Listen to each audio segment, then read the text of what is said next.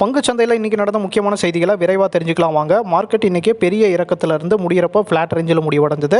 Bank Nifty இன்றைக்கி ஒரு பெரிய இறக்கத்தில் தான் முடிவடைஞ்சது. நேற்று நடந்த பட்ஜெட் அறிவிப்பில் முதலீடு சம்பந்தமான வரிகளை அதிகரித்ததன் காரணமாக தான் இன்றைக்கும் நேற்றும் மார்க்கெட் ஒரு இறக்கத்தில் முடிவடைஞ்சது. எபிகிரல் அப்படிங்கிற கெமிக்கல் செக்டரில் இருக்கிற ஒரு கம்பெனி இப்போ பார்த்துட்டு இருக்கோம். இன்றைக்கி இந்த நிறுவனத்தினுடைய Q1 ரிசல்ட் வெளியானது. ரிசல்ட்டினுடைய தாக்கமாக இந்த ஷேர் இன்றைக்கி ஏற்றத்தில் முடிவடைஞ்சது.